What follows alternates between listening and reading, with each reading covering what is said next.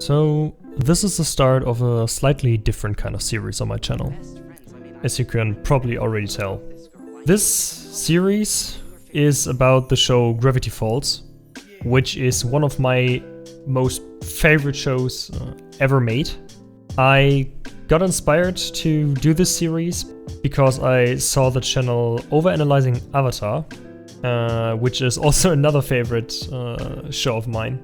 And I thought, why don't I do something similar, but with Gravity Falls as a show and my own little spin on things. So, without stalling too much with this intro, let's visit Gravity Falls together with the first episode of the show, which is called Tourist Trapped.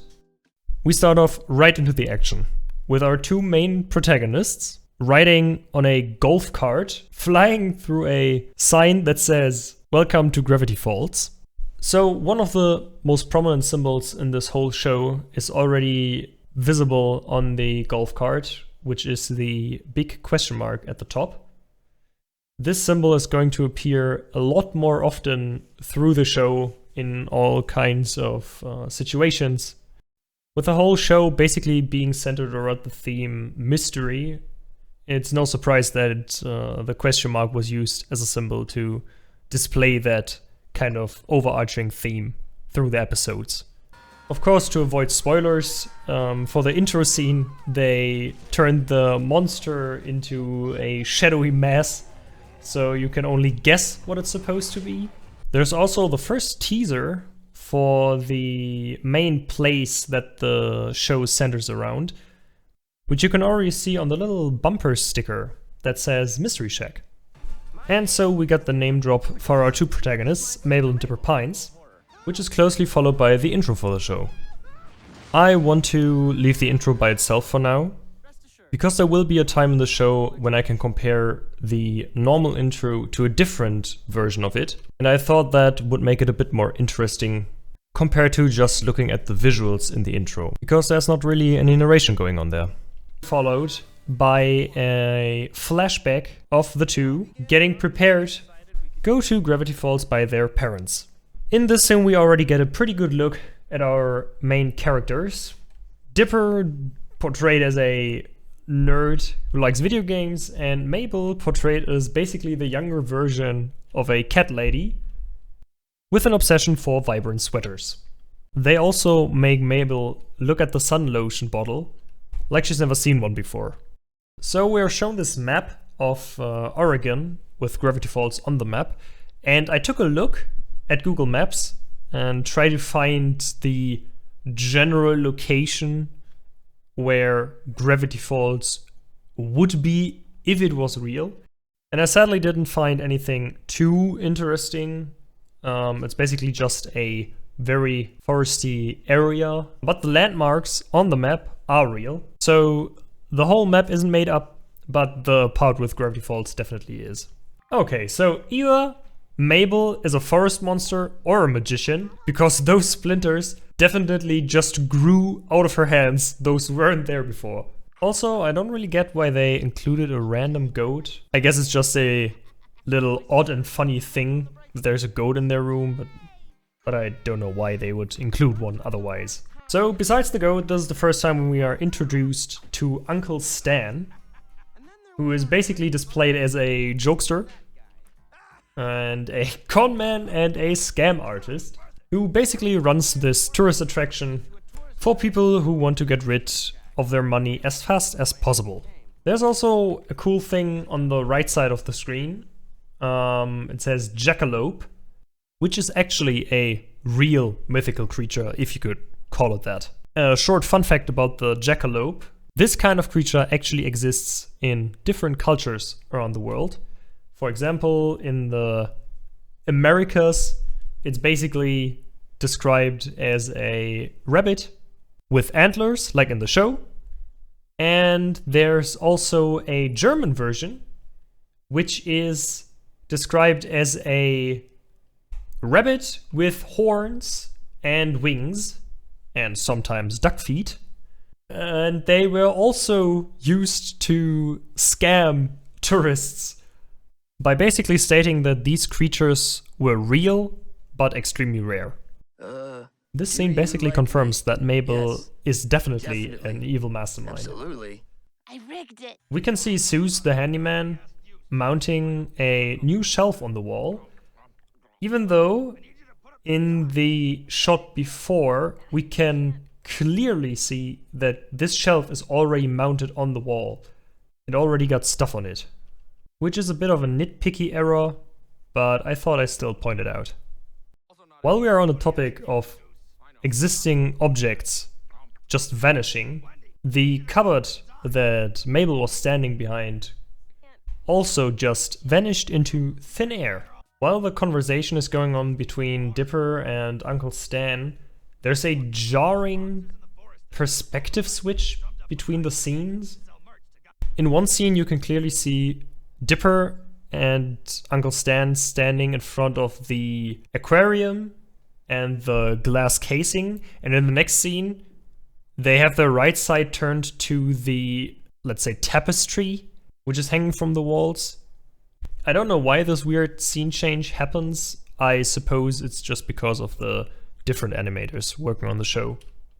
Also, while we're on the topic of the aquarium in the background, you can clearly see that there's a mer person inside the aquarium. And this is used as a bit of foreshadowing for a later episode, which we'll get to when the time comes. So apparently there are a lot of goats running around in Gravity Falls, or this one random goat is just following Dipper through the forest. At the bottom of the page you can see a bunch of numbers written in the book, and as far as I know, these numbers are part of an ARG, an alternate reality game that was started after the show, and it is a part of the whole thing around Gravity Falls, but I won't go over the ARG in the main series. After I finish the series, I will probably dedicate another episode to explaining the ARG and where the clues were and stuff like that. It's hard to believe it's been 6 years since I began researching the strange and wondrous secrets of Gravity Falls, Oregon. So I thought for this segment I'll do something a little bit different. You already read the paragraph on the first page of the journal, and you can see that there's a little bit more text to read. So I thought, why don't I use the journal that I have here to read you the rest of the paragraph as a little, continuation of what he was reading. In all my travels, never have I observed so many curious things. Gravity Falls is indeed a geographical oddity. But the strangest thing about this town is the question, why? Why is it that this one remote location houses more paranormal, ultra-average, and super-usual phenomena than any other location on Earth? There must be a hidden law of nature, a grand, unified theory of weirdness, which explains how everything in Gravity Falls is connected. My benefactors trust that I will use their grant money to discover something incredible, and I believe this theory could be it. My continuing mission? Investigate the oddities of Gravity Falls, discover the grand unified theory of weirdness, publish theory, and join the ranks of Newton, Tesla, and Einstein in the pantheon of science. So now we get introduced to the new boyfriend of Mabel, named Norman, and he is made out to be creepy, but frankly, looking at Mabel here, she looks a lot more terrifying. This scene here, where Mabel is squishing Norman's arm, has implications for later in the episode, so just keep that in mind. Here we already can see another symbol besides the question mark that can often be seen in this show, and the reason behind that will be revealed in later episodes. So for now, I'll just leave it at that, and I'll come back to it as soon as the relevance of this symbol becomes a bit clearer throughout the episodes. Here we get a full shot of the room, and you can clearly see that the room is completely empty. And a few seconds later, Zeus basically materializes out of thin air, trying to screw in a light bulb. Apparently, nearly everyone in this show is a magician of some kind. Okay, so the disrespect against this man's wonderful mane was definitely unwarranted. Move along, people. Definitely no foreshadowing going on in this scene. And some more wizardry, because the smooch mark has already faded away into nothingness. Okay, it's getting obvious. So this is going to be a bit of a actually moment, because Norman does blink in multiple scenes. Here, here, here, and in this one. So Dipper is definitely in the wrong here, and he has already seen Norman blink. So I don't know why he came up with the fact that Norman never blinks, even though he clearly saw him blinking. Definitely has a way with words, this one. Mabel seems to be completely oblivious to whatever is happening in this scene. First of all, Norman is either completely blocking her eyes, or it looks like he's trying to get her into a chokehold. It's hard to explain how Mabel isn't noticing anything strange about the situation, while the dude is basically reaching around her head with his whole arm. Yeah, I don't know about this one. And here we have rock that looks like a face rock. The rock that looks like a face. So, you don't have to take my word for it, but I'm pretty sure that that's a rock that looks like a rock, which looks like a face that turned into a rock. Pretty sure about it. Yeah, Wendy is definitely getting the most responsible teenager award. And this is in case you see a pinata. I looked through the episode from this point on, and I am pretty positive that there are no piñatas in the rest of the episode. That's a reasonable reaction to have to the fact that your new boyfriend turned out to be a bunch of gnomes stacked together, holding sticks with hopefully rubber hands on the end of it. Which, by the way, this is the part that I told you to keep that scene in mind where Mabel squished his arm. Or their arm, to be more precise. The fact that she squished their arm, their sticks, and said that there's a little muscle there, and didn't notice that it was just a stick, or at most the tiny arm of a gnome, is pretty baffling to me. She didn't even notice the difference between a gnome's tiny arm from a human's. Okay, so we'll just let it slide that the stick just bent, even though it was straight a second ago. But look at that iced out ring. Whew! Spicy! And just by the way, this ring could be another part of foreshadowing for later episodes, because there is an episode where Dipper finds a crystal that has pretty similar coloration to this one. And it's used to change the size of anything that touches the light that falls through the crystal. So maybe this is a reference. Maybe it's just 3 giant diamonds. Card roof hole continuation check. The 3 holes are still there. You can also see Dipper clearly wearing a seatbelt in this shot. The thing is that he wasn't wearing one when he got the shovel and the baseball bat from Zeus. He definitely deserved that. And, yeah, the gnome's puke rainbow. Great. Gnomes? Oh, I was way off. I mean, he was kinda wrong, but through sheer luck also kinda right. He at least showed her the page. This comment about the seatbelt I found pretty funny, because it basically makes it clear that this is a kids show, or more specifically, a Disney show. And the saga of the whole continuity goes on with the holes still in existence. Why would you kick down the brake when you hear a loud rumbling behind you while trying to flee from gnomes. That seems like a pretty obvious mistake to avoid.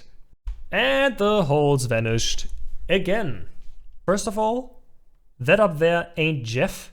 And second, those gnomes definitely have no souls left in their body. You can clearly see that Dipper is missing his cap here, even though he had it in the scenes before this one. And while watching the scene again, I thought about how something this obvious could happen. And my thoughts went to maybe this scene was animated to be later in the episode, after he already lost his head. But for some reason, they thought, nah, doesn't fit there, and they put it way earlier. That's at least the only theory I have about that maybe would make sense. And after getting absolutely obliterated by Mabel, you can see Dipper actually losing his head. Either there's a weird thing going on with a perspective, or this is not the same tree that the conglomerate of gnomes just threw at the twins. Behold, the world's most distracting object.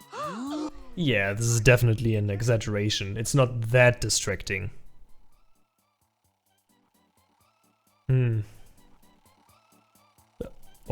What was I doing again? And so, the saga of the whole continuity ends with the card apparently also just being able to vanish into thin air, like the holes themselves. This is definitely what Jeff deserved, after thinking that the alpha male grind set would be a great choice. This gnome up here, this little guy, should not be there. That's Jeff's spot, and Jeff is not on the gnome tower, he's stuck in the leaf blower right now. And pop goes the weasel, and the gnomes are gone. And this awkward sibling hug thing is something that will come up in a few episodes. There is some progression in it that you will see as the show moves on. Roasting little kids for their appearance. What an absolute comedy genius. Apparently, beside Mabel being either a magician and or a forest monster, she's also a ventriloquist? Because her mouth isn't moving, but she's definitely saying ooh, ooh, and I think your mouth would need to move for that. Yeah, that old thing will probably never come into play again. Grappling hook! Fair enough. This will not be the last scene where we can see Stan putting in some code into the machine.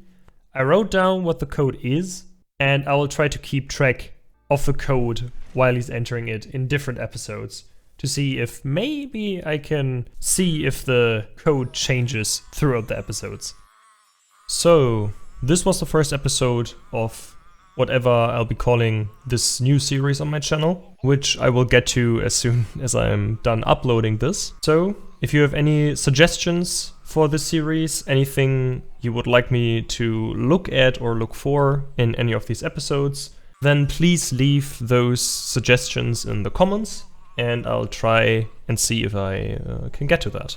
I'm still a little unsure when it comes to the editing of these kinds of videos because they are pretty different from the videos I normally do, but as time goes on, I'm sure I will get used to the style of editing that I could use in formats like this.